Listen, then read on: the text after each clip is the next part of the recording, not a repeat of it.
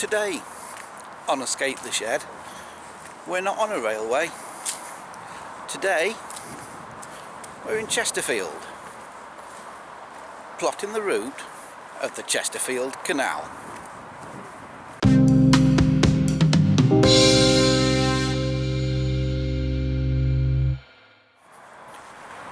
We start today from here at what is to become known very soon, I think, as Basin Square. Over there is a lot of old industrial land, just on the outskirts of Chesterfield, that isn't used much anymore. There's a few businesses and that still on it, but there's going to be a massive redevelopment around this area into the Waterside project, and it's all going to centre around the canal. A good few miles of which have already been restored by the Chesterfield Canal Society. So let's go and have a look at it. Now, Chesterfield is behind me. You can't quite see the crooked spire, but I'm going to go down there. If I turn the camera around, you'll see a path. That path takes me down the side of the canalised river, as it is. I think it's the River Rother. And it's going to take us out. Eventually the canal goes to Worksop, but we're not going to be going that far. The canal doesn't go that far at the moment, unfortunately. There's a bit that's still blocked in the middle of it. But today we're going to go as far as Tapton Lock, which is just about a mile down here, and we'll show you some of the sites between here at Chesterfield and Tapton Lock. And I've just realised that if I turn around, you can just about see Chesterfield's crooked spire there behind me, so you get some idea of where we are.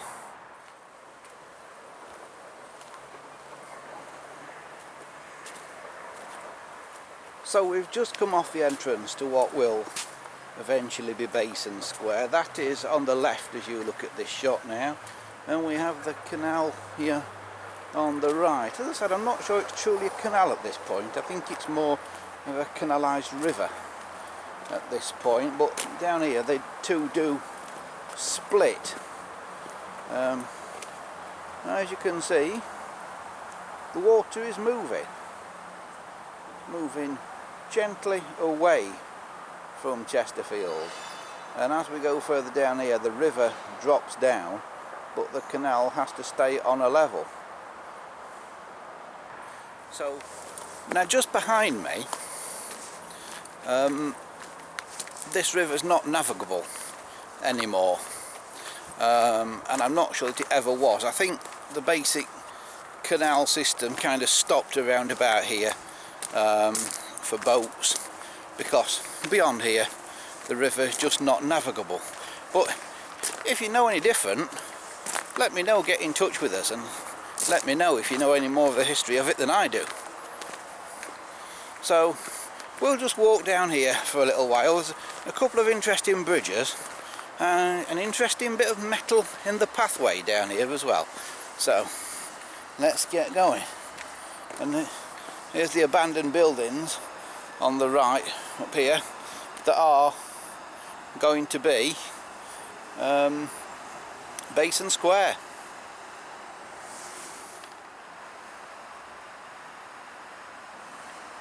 All boarded up, as you can see.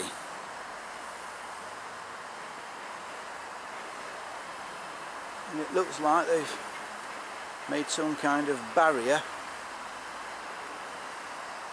of ship containers.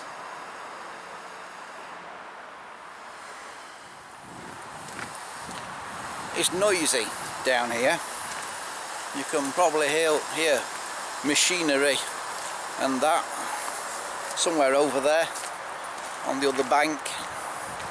So there is still some industry about, but on this side it's kind of all gone. It's all derelict and quite overgrown.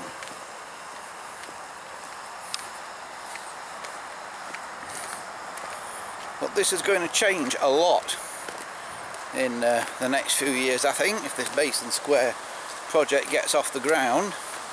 So it's quite nice to document it as it is, and how leafy, and apart from the actual noise, how physically quiet it is down here.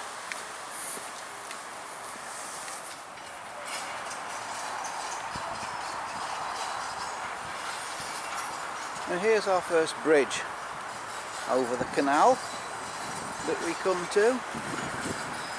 It's an old cast iron structure there, also carrying a pipe, and a much more modern bridge going up that way to take you back to civilization. But we're not going back to civilization. We're going past where the waterside development is beginning, with the building of all these houses here. And we're going to go over this old bridge, which it looks like has got a plaque on it.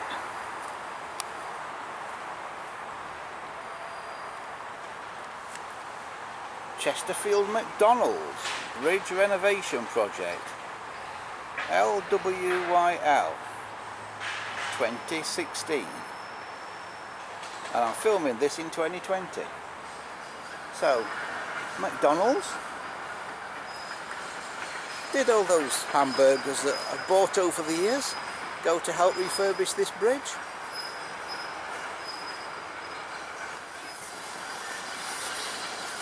So here we go, over the bridge, over the canal. That's where we're going. That's where we've been, somewhere down there. But what a marvellous bridge.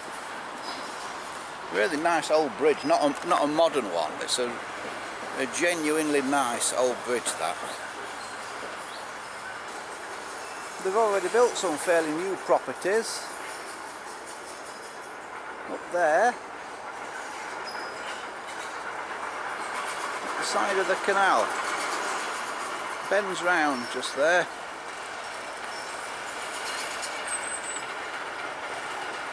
And it also gets quite interesting because just up here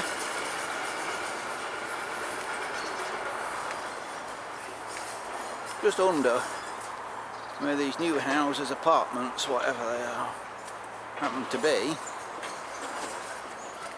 and there's this very substantial concrete wall, and I just wonder what this was once the base of.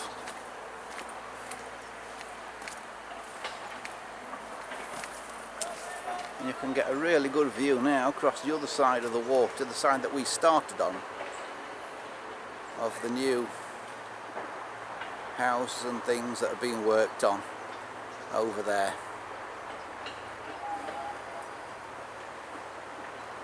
Which will mean it'll be a lot less peaceful here in the future.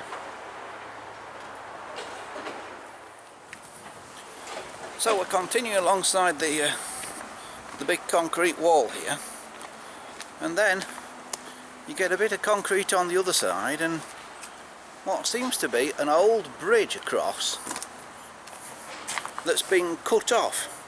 Above my head you'll see, if I camera up, you'll see up there, look, where it's jagged concrete, where an old bridge seems to have been cut off. And I now walk between this lot and the wall carries on at the side of me. I wonder what it once was. Was this where the boat...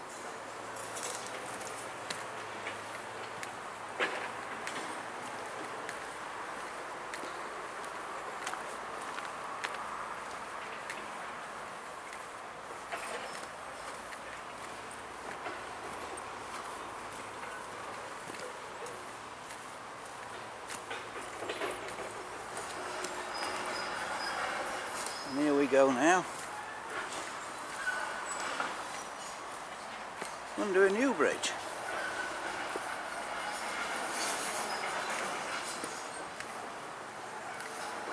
And you can see the vastness of the works that are going on over on the other side.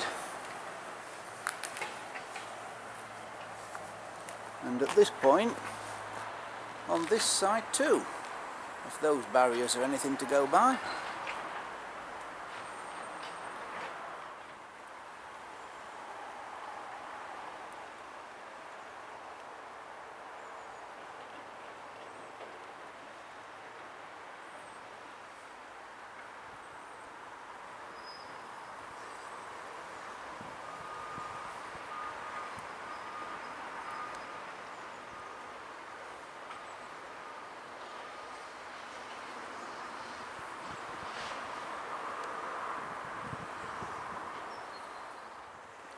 Now just ahead, our concrete wall changes to this much bigger brick wall. On top of there is a road.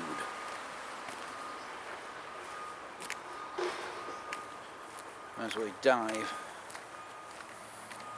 into the trees.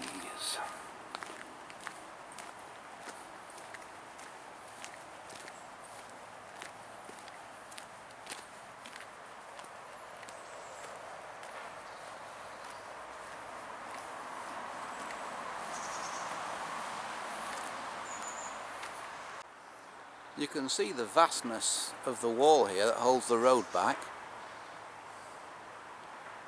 But interestingly, down here on the ground is this. If I put my foot there, you can see how big it is. This plate that says MR. Now, I'm guessing that must be Midland Railway, I would have thought. I can't think of anything else it would stand for around here. It looks like it's been there ages. But where was the railway here? And why is that there? Right here.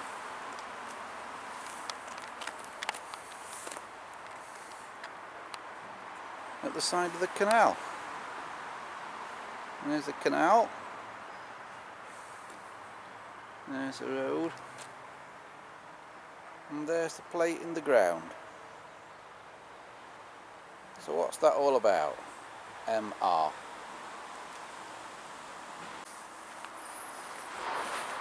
Again, I'm open to your knowledge if you know what MR thing is. Right there, you can see the road and the wall, the road up there, the wall, canal, new development over the canal. I guess up to that point there, you might have sort of squeezed a bit of a railway track in or something down there, I don't know. But what does that little MR plate mean?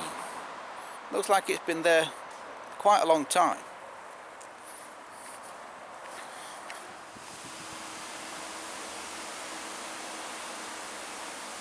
Just about on the northern edge of the new development now, and here's something old, far side of the canal there. You can see some stonework.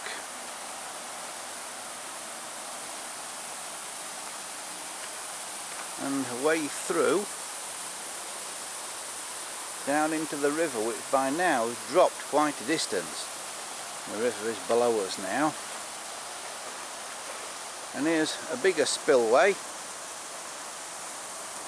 It looks as if it originally had some kind of bridge across. There's still a steel plate across that one, but the other one here seems to have lost it. I wonder if the towpath was originally on that side, or if there was more going on. And you can see the river down there beyond the spillway.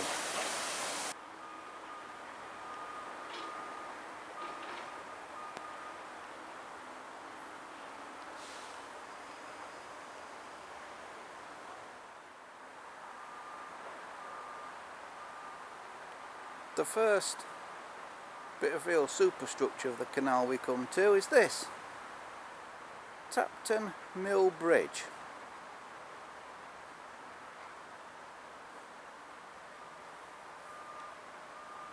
Which also seems to have a gate on it. Now this is like a lock gate, but I don't think it is a lock gate. But is this where the canal proper starts and the river bit ends? So this, I'm going over now, is Tapton Mill Bridge over the canal, and there's some interesting bits of wood here. Are those some kind of stop boards under there that used to dam the canal up? They're right at the side of the bridge, and also at the side of the bridge is this for the Trans-Pennine Trail, 3/4 of a mile to Chesterfield, 4 miles to Staveley,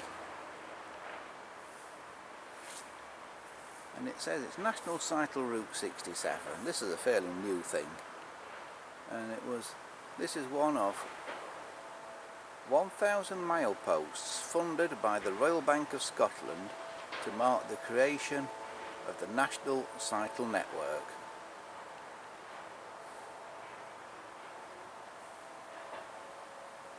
You could do with a coat of paint though.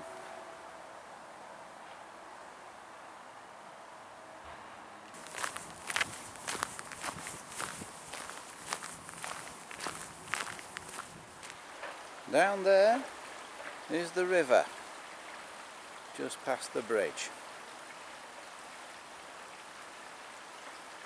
Not at all navigable, and it's dropped a heck of a long way. So you can see why, going forward, they needed a canal.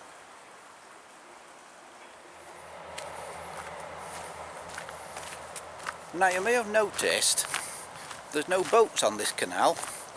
There's a reason for that. It's not joined up to the rest of the canal network. The other end of the Chesterfield Canal is, but this end isn't, the Chesterfield end isn't. And that's what the Chesterfield Canal Society, the Canal Trust, have been doing in recent years. They've been reopening it to make it like that, with water in, from what it was when I remember it as a kid, which was basically not much more than just a footpath with a lot of weeds at the side of it. There was a bit of a stream ran through the middle of it, but you could walk across it basically and pretty much not get your feet wet, a lot of it. It was that weeded up and that filled in and fell in places, and you know, the banks had collapsed in. So they've done a sterling job basically. I think they started in around about 1990 doing it up, so probably about 30 years ago.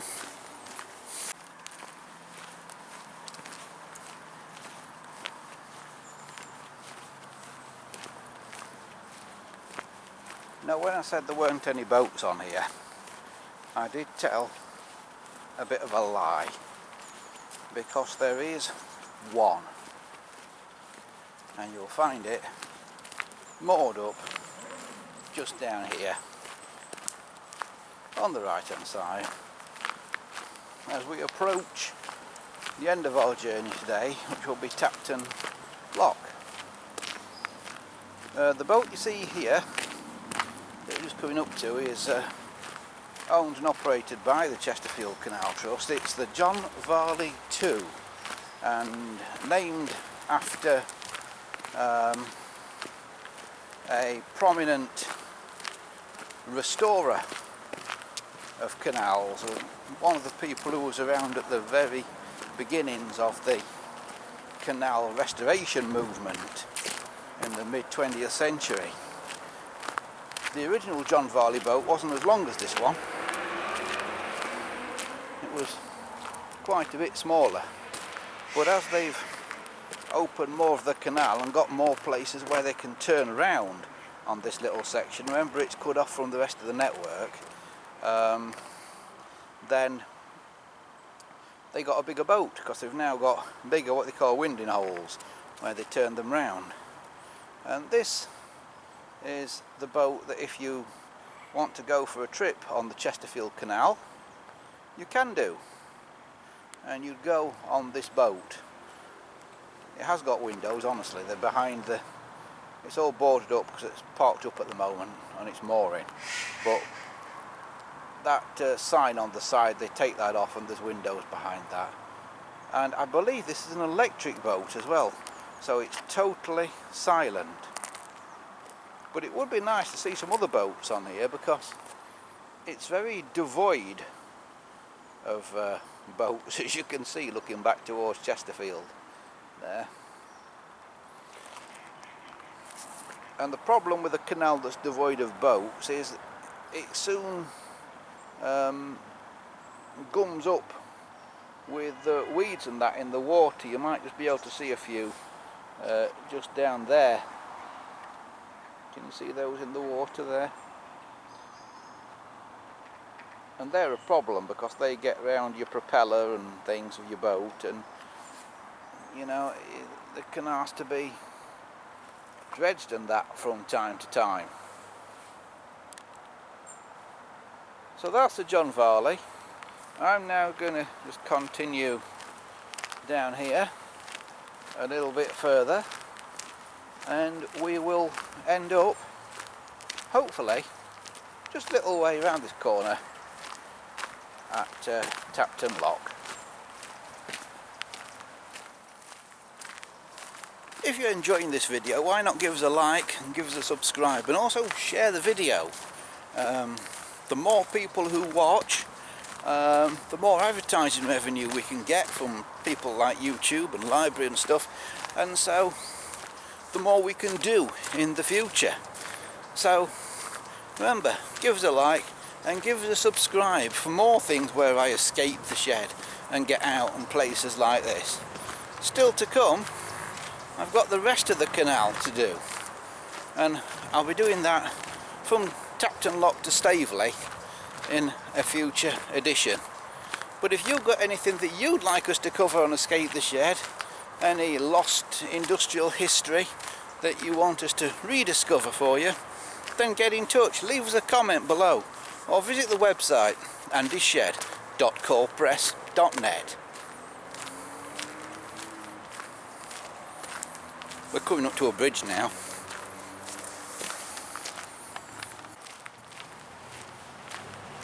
So here's a bridge. This carries a road over the canal. I think this was put in about 2005, or at least opened in about 2005.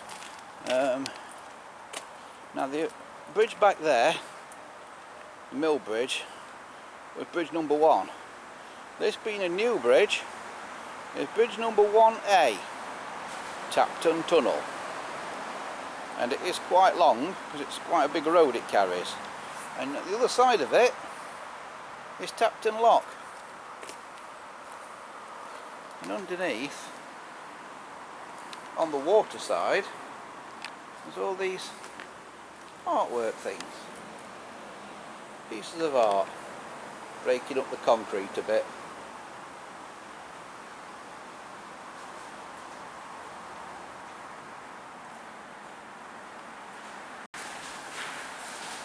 And as we come out, this is Tapton Lock.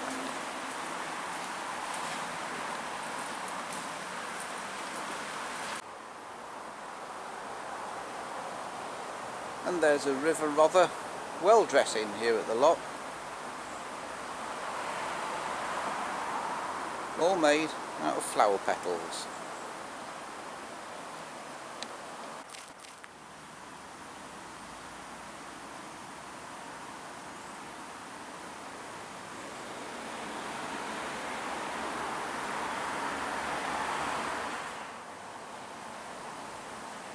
Acorns and rose hips, all kinds of things. And I've just realised it's all separate panels done by different people.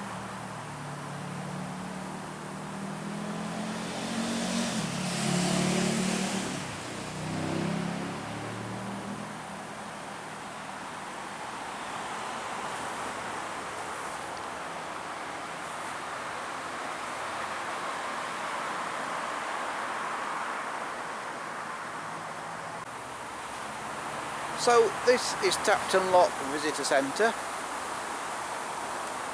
Again, all restored by the volunteers on the Canal Trust. And there's a duck who seems to like it.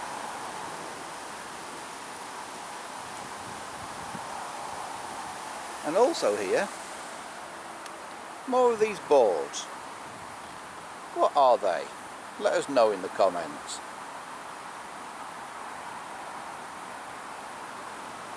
In a future episode, I'll be going beyond Tapton Lock to Staveley, and then where the canal restoration hasn't yet reached, as we go the last few miles that have yet to be restored.